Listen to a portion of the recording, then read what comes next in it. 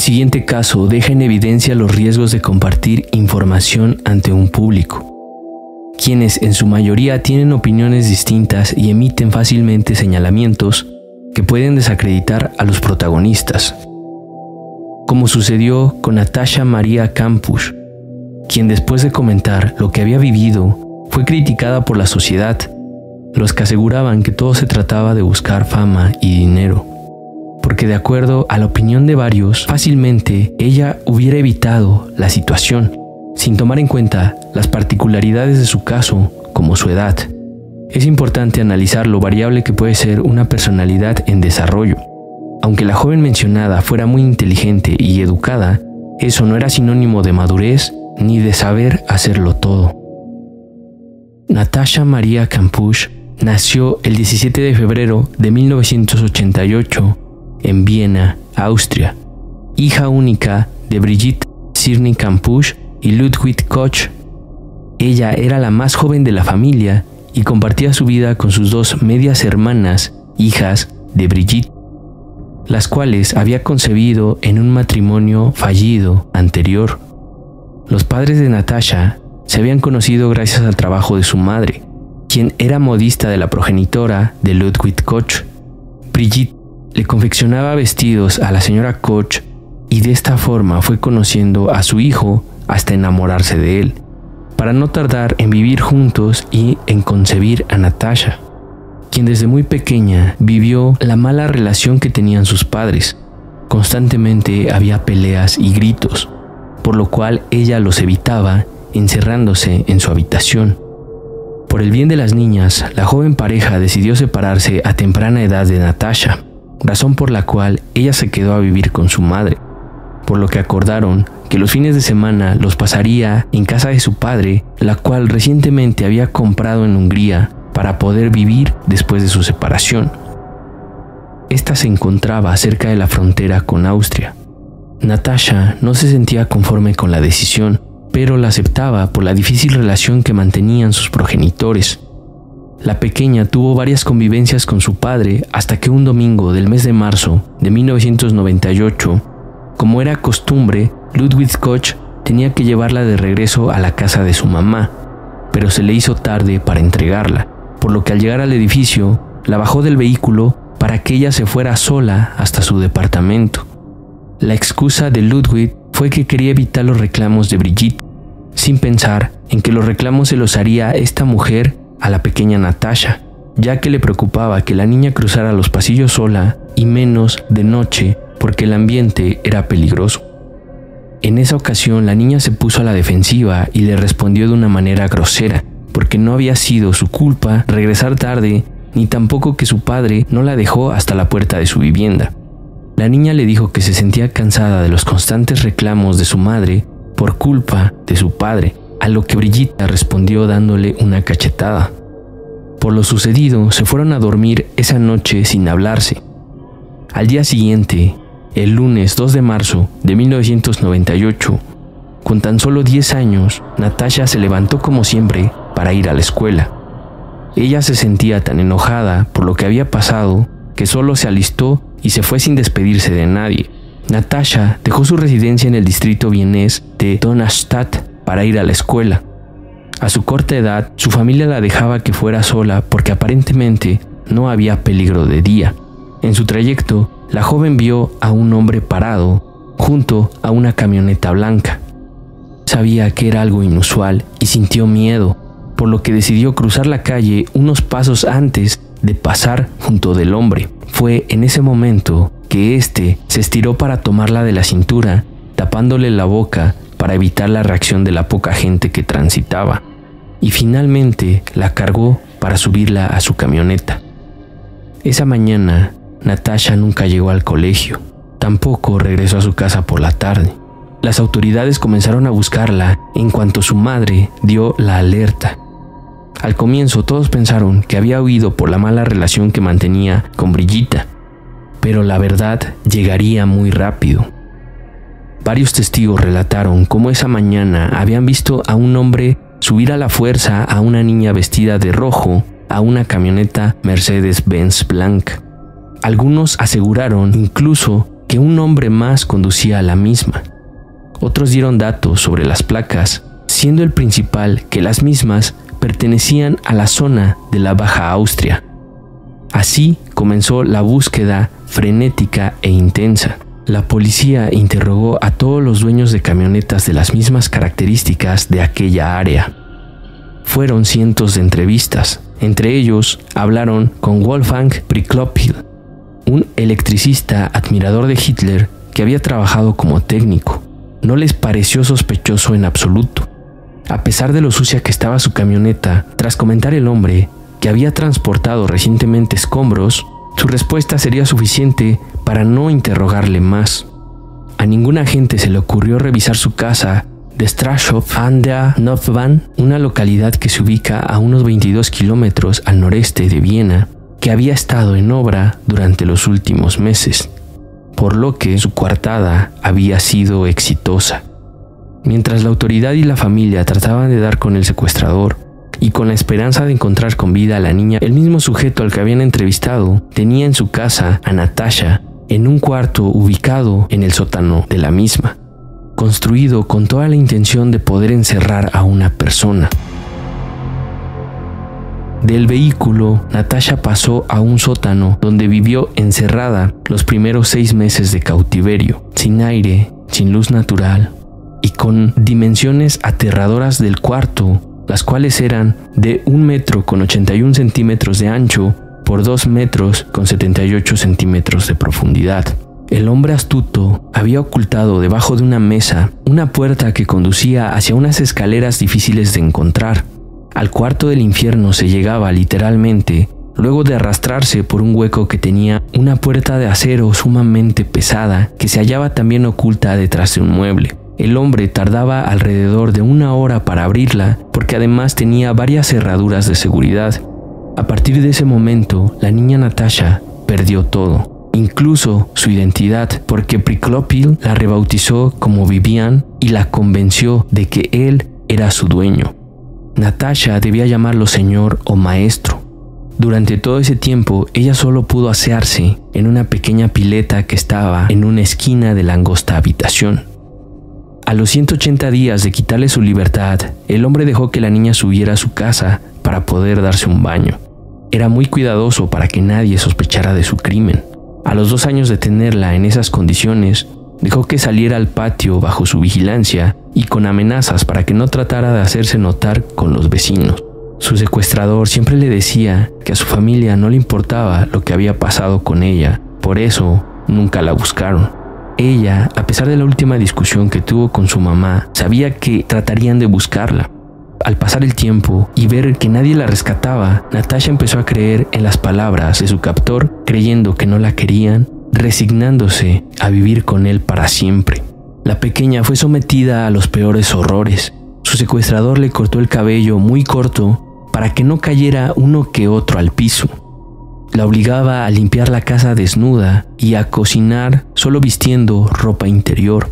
Cualquier error o tarea no cumplida a la perfección como él pretendía merecían un castigo. Las golpizas eran feroces, el dolor infinito. Llegó a recibir hasta 200 palizas en una semana. Durante una remodelación de la casa, el despiadado hombre obligó a Natasha a trabajar como peón. La niña tuvo que cargar pesadas bolsas de material y colocar pisos y aberturas.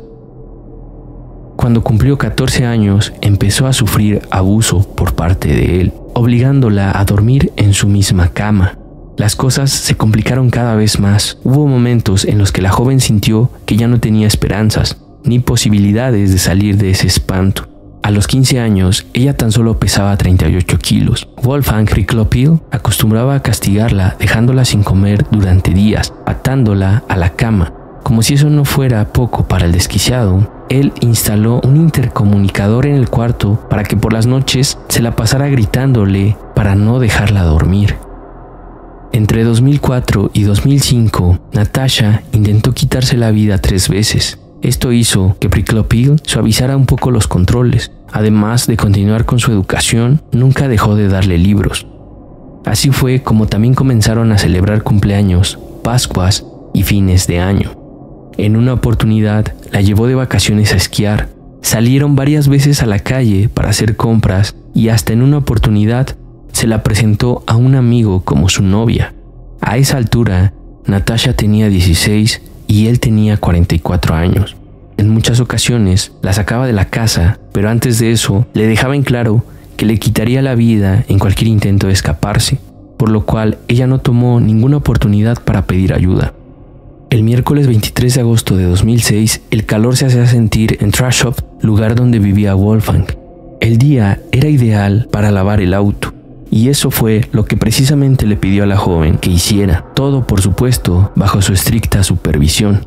Sin embargo, mientras ella aspiraba el BMW de Priklopil, sonó el celular del hombre. Como no lograba escuchar bien lo que le decían por el ruido de la máquina, él decidió entrar a la casa para poder mantener la conversación. Fue en ese momento, a 7 minutos de la 1 del mediodía, cuando todo ocurrió.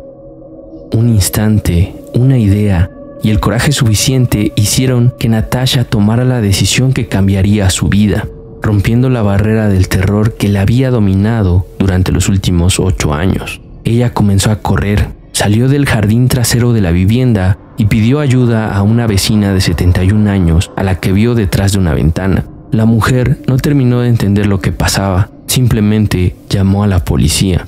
En cuanto llegaron los efectivos, ella se presentó diciendo: «Soy Natasha Kampusch, nacida el 17 de febrero de 1988.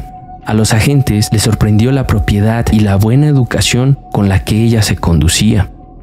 Una cicatriz primero y un análisis de ADN después confirmaron que esa adolescente delgada, rapada y pálida era la niña que había desaparecido en 1998 y a la que tanto se había buscado. La pesadilla había llegado a su fin. Priklopil la empezó a buscar de manera desesperada. Se comunicó con Ernst Hopsafeld, su mejor y único amigo, para suplicarle que fuera a buscarlo hasta su casa porque se había metido en un grave problema. En una primera versión, Hopsafeld aseguró que Priklopil le había dicho que estaba en problemas y que debía huir ya que había dado positivo a un control de alcoholemia. El amigo le insistió en que no era algo tan complicado, que simplemente se presentara y dejara de escapar de la situación. La policía había resguardado a la joven durante 8 horas desde que ella había huido, comenzando una búsqueda intensa hacia su captor, el cual era ese mismo hombre que habían entrevistado en 1998 y del que nada habían sospechado. No tardaron mucho en identificar la ubicación de Wolfgang. Lamentablemente, su cuerpo, completamente irreconocible, había sido hallado porque el hombre se quitó la vida tirándose debajo de un tren el 24 de agosto de 2006. El caso no solamente sacudió a Austria, sino que también trascendió frontera y ocupó minutos en los noticieros de todo el mundo. El rostro de Natasha se multiplicó en los encabezados de diarios y revistas en todos los idiomas, al tiempo que su padre abría una cuenta bancaria con el fin de recaudar fondos para el tratamiento psiquiátrico del adolescente. Ella cobraba fortunas para dar su testimonio. Sus primeras declaraciones, se supo, tuvieron el precio de 1 millón de euros. En 2008 tuvo un programa de entrevistas en un canal vienés. En 2010 publicó su libro 3096 días, en el que dio aún más detalles de lo que había sido su historia de encierro y abuso. Este fue traducido a varios idiomas e inspiró 3 películas. En 2016, luego de estar 10 años en libertad, salió su segundo libro y 3 años después el último sobre el ciberacoso que padecía a diario. La versión de Natasha comenzó a ser cuestionada, sus palabras puestas en duda por una desagradable costumbre que suele marcar el destino de este tipo de casos. Las versiones sobre ella y lo que había pasado proliferaban. Desde teorías conspirativas hasta situaciones inverosímiles hicieron que se reabriera el caso varias veces. Se preguntaban si Priklopil había actuado solo, si formaba parte de una red de trata infantil. Otras preguntas resultaron más personales y dolorosas, como por qué Natasha había llorado al enterarse de la muerte de Priklopil. También por qué ella había decidido quedarse con la casa y el auto del hombre. Muchos le cuestionaron de manera cínica. La psiquiatría podría deducir que se trataba de un síndrome de Estocolmo. También se llegó a decir que los documentos revelaron que fue examinada por un ginecólogo, dejando la sospecha de que pudo quedar embarazada del hombre mientras estaba en cautiverio. Ante todas esas preguntas, ella simplemente explicó: es imposible borrar de tu memoria a alguien con quien has pasado 8 años y medio de tu vida. Sin embargo, la conclusión de todas las investigaciones que hubo sobre el caso, incluso en la que participó el FBI, siempre confirmaron lo que ella declaró. Natasha actualmente tiene 35 años, vive en Viena, mantiene una buena relación con su madre, no así con su padre, quien también puso en duda parte de su historia. La mujer intentó comenzar diferentes emprendimientos, pero ninguno le resultó. Después fue diagnosticada con trastorno por estrés postraumático. A lo que ella declaró: es como una enfermedad física, puede llegar a ser agotador. Cuando me encuentro en casa sola y en silencio, vienen los recuerdos. Siempre tengo que estar haciendo algo, no puedo sentarme en un lugar y relajarme. ¿Qué piensas de este caso? No cabe duda que la sociedad en diferentes partes del mundo reaccionan de forma distinta. Lo cierto es que el dinero que ganó por sus entrevistas y por sus apariciones en televisión dieron mucho de qué hablar. Si es que ella en realidad buscaba transmitir lo que había pasado para evitarlo o simplemente quería beneficiarse. Lo real es que lo que vivió fue una injusticia. Era menor de 18 años cuando todo eso aconteció, así que no podía tomar decisiones sin equivocarse. La costumbre de convivir con un hombre mayor que controlaba su vida fue la principal causa.